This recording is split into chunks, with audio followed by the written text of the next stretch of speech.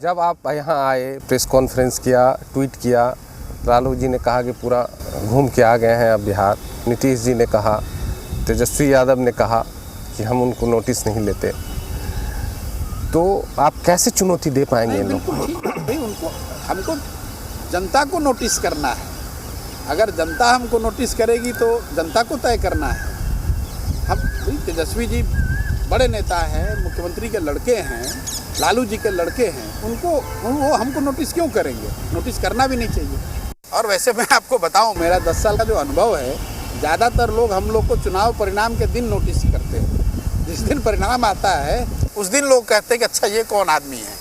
उससे पहले कोई नोटिस नहीं करता है और वो मेरे लिए अच्छी बात है। नहीं, वो तो कह रहे हैं जैसे आए वैसे चले जाएंगे। कौन कह रहे हैं? जो आपके विरोध, मतलब जो राजनीतिक रूप से ठीक काम बात करते है, हैं। तो चले अभी चले जाएंगे तो आपको दिखेगा। उस दिन आप बताइएगा कि भाई सारे जो राजनीतिक पंडितों ने या नेताओं ने जो घोषणा करी थी या जो उनका अनुमान था उसके अनुसार प्रशांत किशोर आए और चले गए। आप अपने दर्शकों को बता दीजिएगा।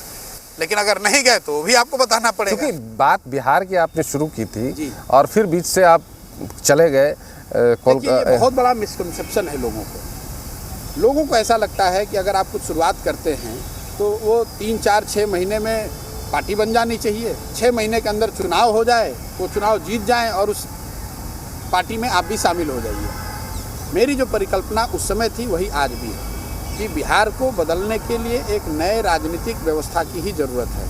उसको बनाने के लिए आपको लंबे समय तक कमिट करना पड़ेगा। 2 साल, 3 साल, 4 साल, शायद उससे लंबा समय लग जाए। जब मैंने फरवरी 2020 में बिहार की बात करी, उसके बाद मैंने ये कहा था कि पहले 1 महीने में इसमें 10 लाख लोग पहले इंटरनेट के माध्यम से जो जुड़ सकते हैं वो जुड़ेंगे। उसके बाद मैं ज़मीन पर जाऊंगा। अगर आपको ध्यान हो, मार्च में कोविड शुरू हो गया, देश में लॉकडाउन लागू हो गया, तो मैं यहाँ आकर किस तरीके से उस काम को आगे बढ़ा सकता था। अब कुछ लोगों के मन में है कि भाई आप बंगाल में काम कर रहे थे कोविड के दौरान, तो बिहार में क्यों नहीं? वो इसलिए नहीं कि बंगाल में एक बनी बनाई व्यवस्था है, बनी बनाई राजनीतिक व्यवस्था के साथ में काम कर रहा था। बिहार में मैं एक नई राजनीतिक व्यवस्था बनाने की बात कर रहा हूँ। मान लीजिए कि मैंने अभी घोषणा करी है कि भाई अब ये 50-60 हज़ार लोगों से जाकर अभी मिलना है। अगर कोविड होता तो कैसे जाता इनके पास? मुझे पदयात्रा करनी है, मैं पदयात्रा कैसे करता अगर कोविड होता तो? या क्या वो मेरे हिसाब से ठीक होता है? मेरे नज़रिए से, आपके नज़रिए से वो ठीक बात होती कि मैं समाज में जाकर घर घर जाऊं और कोविड फैलाऊं?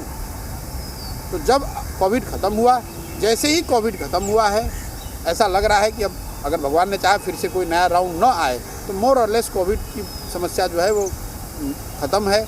मोर और लेस जीवन अपने पहले वाले दौर में लौट आया है।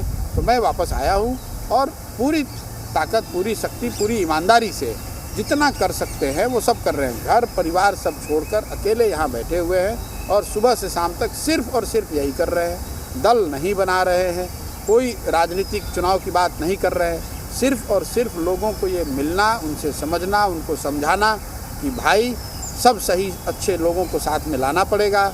सबको एक सोच, जन सुराज की भावना रख के आगे बढ़ना पड़ेगा और सबको बिहार को बदलने के लिए एक सामूहिक प्रयास करना। क्योंकि बिहार में अभी तक कुछ नहीं हुआ। क्योंकि बिहार में बहुत कुछ हुआ, लेकिन जो हुआ इसके बावजूद हम लोग देश के सबसे गरीब और पिछड़े राज्य हैं। अगर इस स्थिति को बदलना है, बिहार को अगले 10 साल 12 साल में अग्रणी राज्य, विकसित राज्य बनना है, दूसरे राज्यों की कतार में खड़ा होना है, तो उसके लिए एक नए प्रयास की ज़रूरत है।